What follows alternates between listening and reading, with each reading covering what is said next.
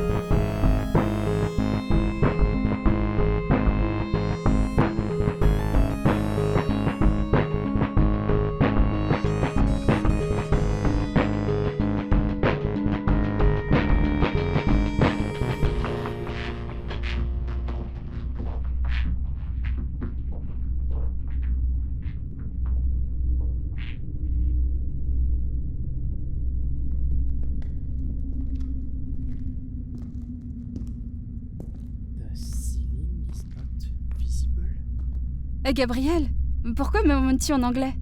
J'ai trouvé ce livre entre des pierres dans un mur. Il est écrit en anglais. Je ne comprends pas l'écriture. Give it to me.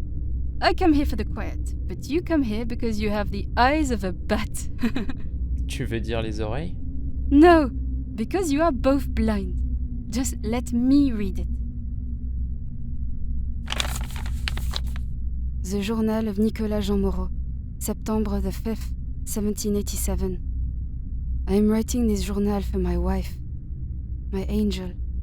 My Anne is dear to me, so I am practicing my English as a way to prove that I am able to grow as a husband and father. My handwriting is fair, but illegible drunk, as she has found me so many times before. I will not drink wine again in this or any other life. My children and wife are more important than piquet or beer or any other evil. I have been to my wife a poor husband, and I have been a poor father to my sons. I will go to be employed and provide my wage to those who depend on me during such hard times as these have proven to be. I love my family, and in these troubles, they are my guiding light. The Journal of Nicolas Jean Moreau, September the 18th, 1787. I have drunk only water and milk since August the 20th. I have not gambled since August the 18th. I have become employed among carriers by a gaunt man named Renaud Vulture Crone, a gravedigger of Les Innocents Cimetières, who was in turn employed by the church and ordered by the king to move the dead from this consecrated earth to the quarries under Paris. The man does not speak often, but when he does it is as if his words are cutting and falling through his throat. An affliction sorely caused by smoke or similar self-inflicted malady. I can only hope that his words are as unpleasant for him to speak as they are for others to hear. Monsieur Crone is enormously tall, but stands with a terrible and crooked arch in his back that seems to cause him no pain, but makes him look as if he is always suspended over us, broken slightly to the left of his hips. This is why I would expect him to be unfit for digging, as he could not be more than 10 years older than myself. His coat seems to have once been expensive and well made, but his clothes are otherwise aged and tattered by his profession, and what I would expect to be the man's own neglect. If he did not move, he would resemble the corpses he tends. I am to be one of 3 dozen labourers divided into 2 groups. The larger of the 2 digs and sifts through sections of the earth until they have confidence that there are no bodies sleeping deeper under their feet. The second group, to which I have been assigned, moves largely poorly made wooden carts from the church grounds to the entrance of the quarries. This is some distance away, farther still, with the weight of the dead threatening to bend the wood of the cart to breaking. It is as if the dead crave the earth and wish to spill out into the street and claw their way downward. I will assist them. The carts are moved in the night so as not to alarm common people using stitched black veils blessed by a priest. There is less respect given to the living than to the dead by Renaud. They are gone, and we remain, but to him, all are only unripe corpses that have not yet fallen from the tree into his basket.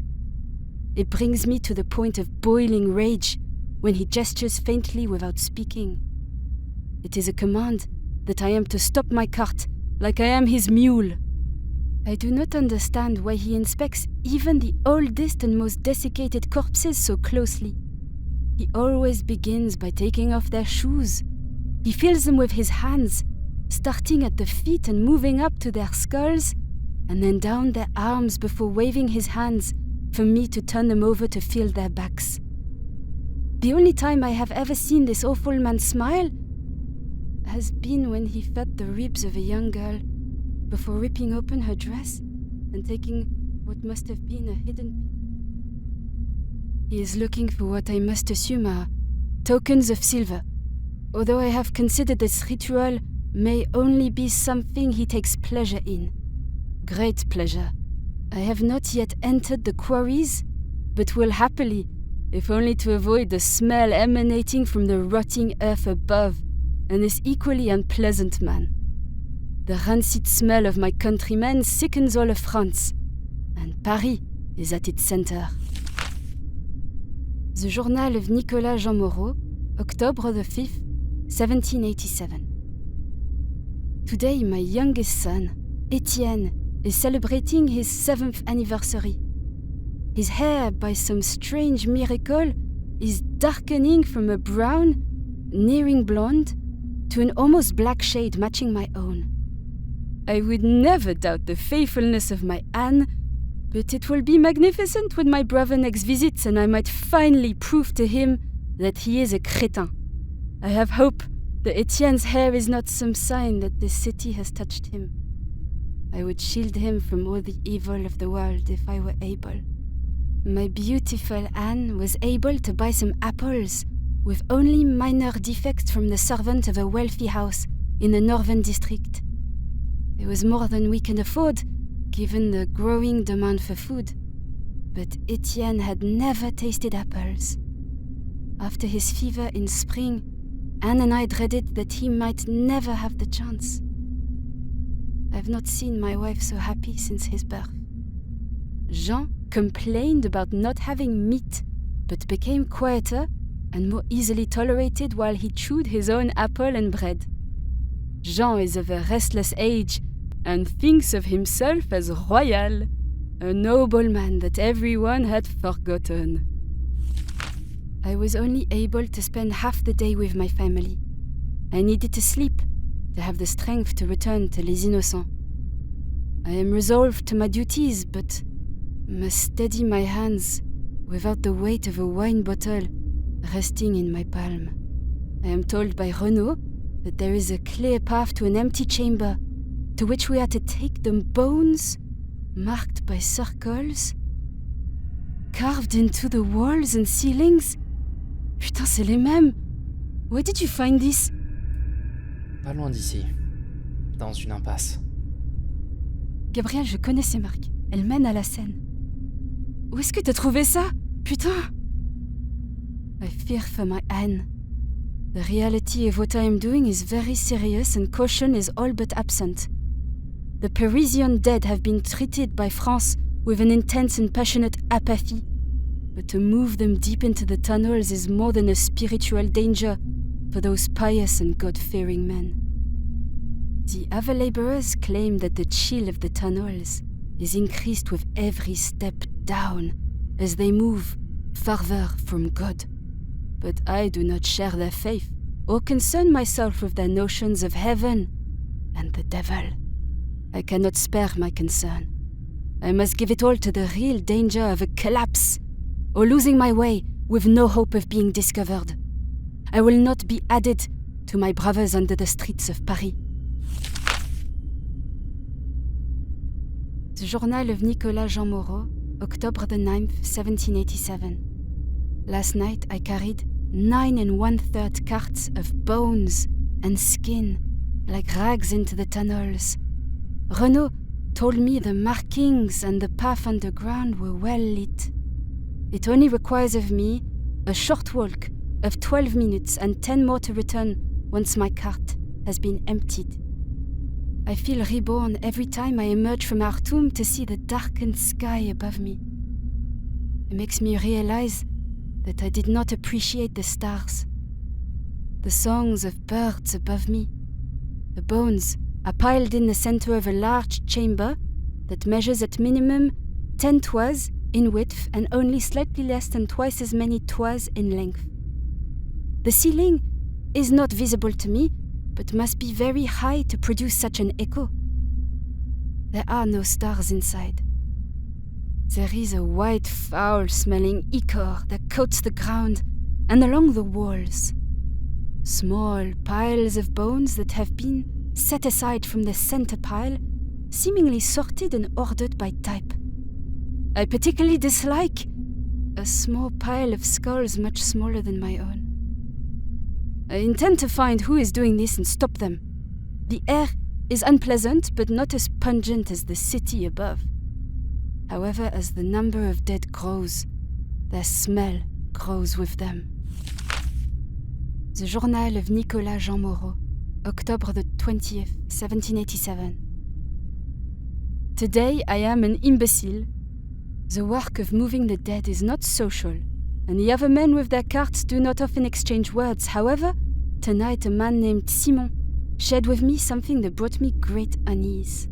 I have for 2 weeks been following circles scratched into the walls of the tunnels, as I was instructed to do so by Krone. I have in total added some 150 carts of empty flesh and bone to the same pile, which never seems to increase in size.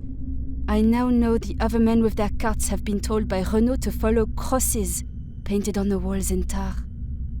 I thought that these crosses near the entrance were merely wards to comfort those Christians who would otherwise lack the fortitude to continue deeper. I do not know why I have been traveling to this chamber, but from all those I have spoken to, I have been alone in my endeavor. I must assume that Simon and the others are the only ones not given special instruction. Some number of others must be lying to me and laughing, as there are obvious changes to the placements of bones, sufficient to prove that I am not the only living man making deposits to the chamber. Certainly others must be visiting at length to sort these bones so meticulously. The Journal of Nicolas Jean Moreau, December the 1st, 1787. 2 weeks and 1 day ago, I questioned Monsieur Krone about the strangeness of my chamber. I came to his office with the expectation that I would be either sent home without further hope for employment, or sent to the cart of another by his own hand in some fit of ghoulish rage. I felt I had no choice. Instead, he first became very quiet and made his demeanor that of a child who had been caught lying by his mother. Oh la la. He turned from me and pulled a copper key from his coat and used it to unlock a desk drawer, somewhere below my vision. Renaud turned back to me with 30 livres. With 3 weeks' pay in my hands, I was in a state of giddy confusion. I do not care what he does with the dead, and I had clearly made a wise decision in confronting him if he was so readily willing to bribe me. While still in a stupor I had not known since my last taste of wine, he told me that the bones in my cart were important and chosen personally by him for some favor to the church. I did not understand what he meant, and risking this, I questioned him further. He claims that holy spirits whisper to him through cracks in the walls of the quarry. They give him instruction. Ribs, legs, infant skulls and heels, finger bones of beggars, hips, the spines of women, and all with specific measurement. I could not push the issue as he quickly recognized my willingness to accept my new wage. Lunatic.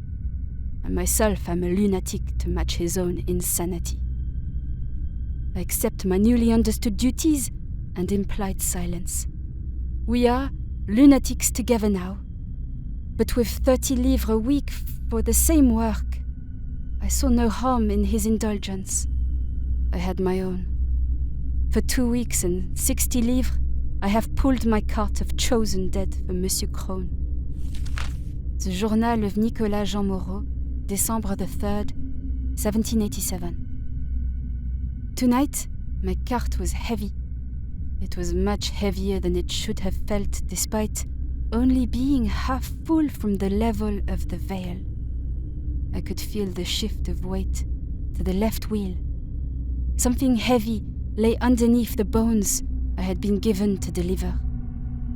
Once I found my way to the chamber, as I always did, I turned my back to the pile to avoid looking at it, as I had become accustomed to doing. My cart emptied with some considerable effort, and I heard the sound of iron striking stone, but could not see what had made the sound underneath the pile of small ribs. Tools must have been put on my cart by mistake. The Journal of Nicolas Jean Moreau, December the 7th, 1787. Monsieur Crone has not been seen in 3 days, yet the work continues in his absence. I worry for my 30 livres, but know that my family will not go hungry. I have kept a good portion of my new wages secret from Anne, behind a loose brick in our bedroom. I have arranged with a nearby butcher to purchase 2 small chickens and salt. We will have one on Christmas Day, and the other will be salted and shared between us until the New Year. I will only be gathering the spices that my Anne is familiar with. My skill with them is poor, and without her, my sons would eat chicken seasoned with dirt and good intentions. Etienne has been fighting with his brother.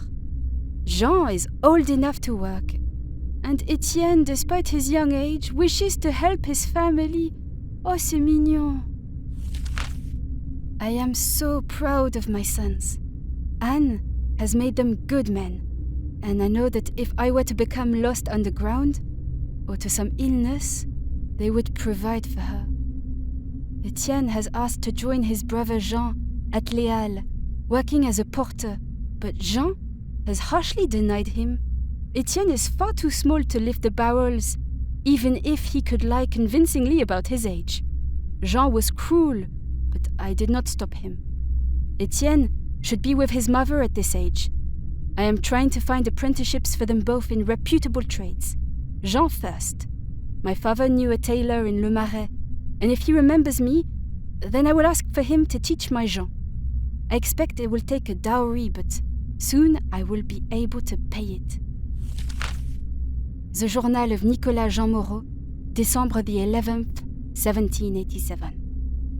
Monsieur Crone has been seen again, killing the hopes of many like me that he was dying in Le Hôtel Dieu. He has been behaving in a mad way, much more than he had previously.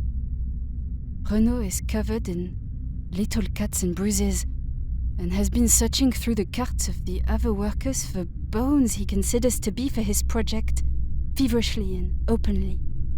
Renaud has taken to carrying a large hatchet, and should a body of the right size and type come to him, he will sever the piece he needs in front of all there to witness it. He makes me stand beside him with my cart, ready to receive them. The other laborers look at me with pity and suspicion. They think of me as the right hand of Le Vautour, and treat me with a disgusted respect.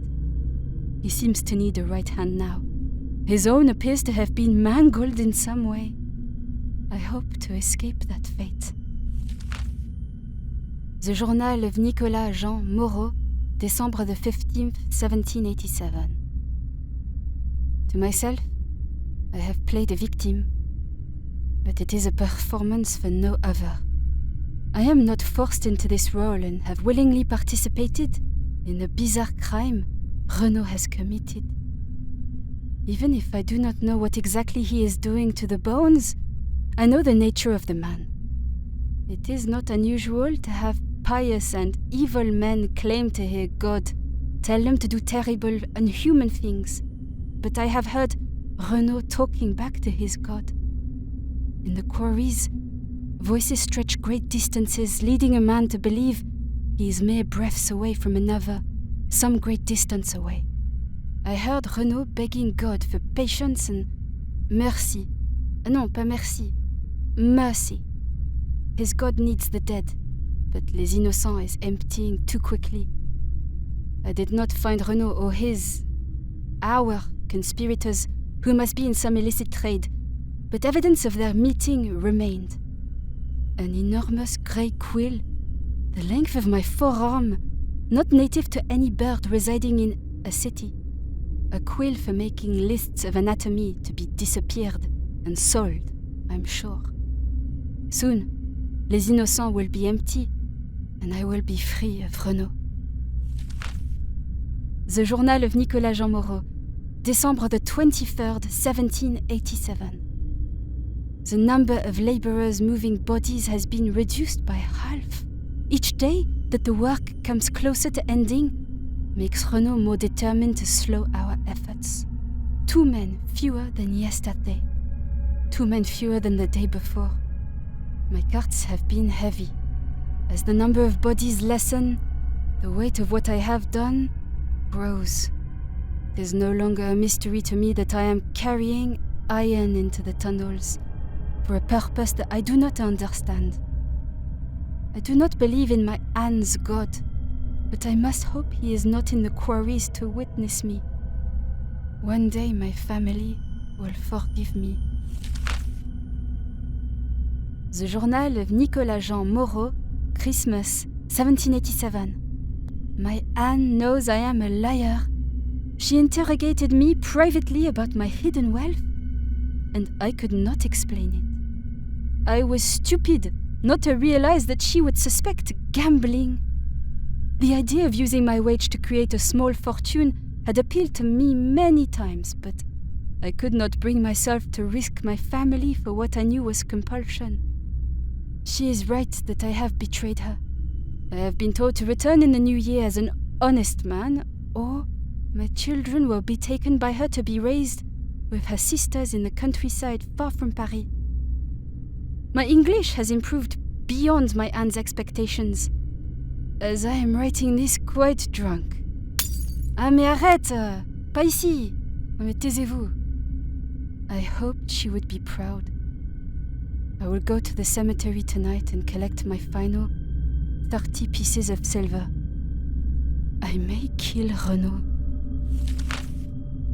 The Journal of Nicolas Jean Moreau, December the 26th, 1787. Damned Renaud! Les Innocents had been closed completely without any indication of why. There were still bodies to be moved, and the carts had all been taken out and half filled. I believed that Renaud was attempting to cheat me out of my wage. Those livres had cost me greatly, and I, in a state of fury, helped by drunken stupor, broke into his office in an attempt to reach Renaud. I realize now how idiotic that was, as he could very easily have me jailed for an intrusion as obviously criminal as this. I did not find him, but instead found myself possessed. This spirited madness is the only way that I can account for my actions, even with the guidance of 2 bottles of wine. I knew that he was in the quarries. Now, with a clear head, I see that there is no way for me to have known where in the tunnels he had been. But out of habit, I journeyed to my pile. My first voyage, without my cart, which caused me to move much faster down the narrow path, weighed down only by guilt and my fortune. As I neared where I knew Renaud must be, my pace slowed. It was only when I first heard the singing that I realized I was in total darkness. It did not seem to me as odd at the time, but all the lamps had been extinguished, and I had found my way by memory alone. I hoped that I could perform the same miracle a second time. The voices I heard were sweet and pure, quiet, but growing louder with every step I took. I could not understand in what language they were singing. It was not English or Latin. Certainly not French. Without doubt, it was a choir. It had been completely impossible for me to identify how many voices sang, but in a different way, each sounded full of despair. I wept uncontrollably, worsening as I came closer to the source. Nothing I have ever heard could compare to that music. When I saw the entrance to the chamber, I began to run towards it, overcome with emotion. Forgetting Renaud, I felt like a child, running, crying into his mother's arms. I stopped at an enormous stone arch, seeing that this was not the room I knew. The door was far too large, and the dim glow from inside illuminated white marbled floor. My hesitation led me to the side of the arch, peering in while still concealing my presence from those unknown to me. This vast chamber, like my own, was lit along the walls and stretched upwards into darkness, but was much larger. A chasm that extended beyond the imagination. I observed no one and moved inside, believing that the music emanated from some deeper place within. Being closer to the walls in the faint light revealed to me my true purpose, and the purpose of many who must have come before me. Everything was composed of bone. The walls, the sconces holding the torches, the archways, and even the floor, which I had mistaken as marble, was what I believe now to be some form of concrete. Enormous mosaics appeared every 10 or so paces, depicting biblical scenes in monochrome. I studied them as best I could in the low light, and with a limited education. The details were impossibly fine, and depicted angels with one exception. A figure, who was much larger, was placed as a focus in many scenes. While the angels were dressed in robes, formed of the longer bones of the body, or with their heads represented by naked skulls, this figure was composed entirely of small bones, likely coming from fingers and toes.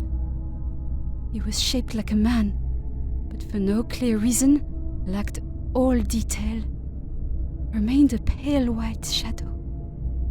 It was not long before the music was spoiled by discordant notes. My fascination turned to black terror, and all the wine which had clouded my senses escaped my body. Pained screaming. I remembered the way Renaud had been acting, and that he had not been working alone. He could not have constructed a cathedral such as this in 100 lifetimes. I did not worry that Renaud or any other would hear my approach. All sound I produced was covered by the invisible chorus. I had no plan, but knew that I must discover the extent of our crimes. What horrible act had I enabled Renaud to commit? Through a smaller door formed by stacked spines, I saw a man who was unknown to me. He was forced to bloodied knees and bound to a series of crude, rusted iron rods resembling a chair. His eyes were red and bloodshot. His lips were black and split. The chair was warped, and with it, the man. I do not know how long he was in that position, but his arms and legs were curved unnaturally into the shape of a screw. It is important you understand. They were not broken. I compelled myself to look deeper into this room, which was only dimly lit. The smell was beyond rancid, even compared to the horrors of the city above. I could see dozens of what were once men and women bound to iron, stretched and bent in ways that should have killed them. Half-skinned bodies and piles of discarded flesh littered the floor, decomposing at their feet. Death would be a mercy, and I knew I could not help them. Most that I could see did not scream, but The begging and pained cries of those hidden by the darkness formed their own chorus, fighting for its right to be heard. A chorus that gained strength as those still conscious addressed me directly, forcing me backwards. There must have been hundreds of voices. If Renaud was there, I should not find him. Le Vulture was more dangerous than I could have ever understood. After a moment of consideration, still weeping, although for a very different reason than before, I vomited violently and stumbled out of the room, leaning against one of his gruesome mosaics. I might have been able to save them if I had not made such a terrible error. A single skull fell from just above me, loosened by my impact against the bones below. At my feet, it shattered. The silence that followed was so absolute that my own heart could be heard in my ears and theirs. Then I saw the stars. Hundreds, thousands of points of light reflecting off the torches around me. Pairs of eyes fixed on mine. They never took them off me, not even as they swarmed down the walls in tight spirals, knocking bones free to shatter below as a white rain at my feet. The steps were so frequent and numerous that it sounded as if I were being hunted by rain. So like them, I ran. In this nightmare, I still had the sense to break a torch from the wall before fleeing into the tunnels. Now, seeing the walls of unknown quarries, I knew that I was lost. I ran for a league before stopping to listen for my pursuers. The quarry can be deceptive, but I could tell from the growing sound that they would find me soon if they had not already. I was desperate. I was not thinking. When I found a set of ancient wooden supports, I set fire to them, hoping to collapse the tunnel and save myself from these things. I ran deep into this section, only to discover it unfinished. I tried to return to escape the collapse, but only seconds later did the thunder of stone echo towards me. I have for the first time in many years considered the Lord's Prayer. To say it here, after what I have seen, and what I know pursues me, would be an offense to any god who might hear it. Anne's god is far from this place. I am trapped in my own plot under Paris. It was I who dug it myself, aided by no other, paid in full. While I may be doomed, I must hope that this account might give insight to others. If you have found this journal, then I beg you to seal these tunnels. The light is dying, and I can feel the pointed movement of wings against the walls. While I have more to confess, I must choose my words with great care and commit one final selfish act. Je t'aime, Anne. Je t'aime, Jean. Je t'aime, Étienne. Je suis désolée d'avoir été si insensée. Sachez que vous n'avez pas été abandonnés. Pray that I am meant for hell. Heaven is close. I know where this happened, Gabriel. Non, je connais ce regard. You are another lunatic. Oui, lâche. Aujourd'hui, c'est dimanche. Let's go to church.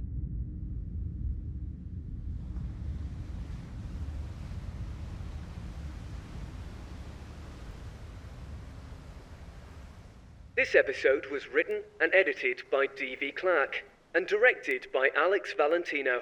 Ella was played by Thea Finch, and Gabriel was played by Banto. This episode was announced by Alexander Hanley, with musical theme by Onlooker Air, and cover art by OddOblivion. This episode of Black Sheep Shipping is licensed under a Creative Commons Attribution Non-Commercial Share-alike 4.0 international license. Thanks for listening.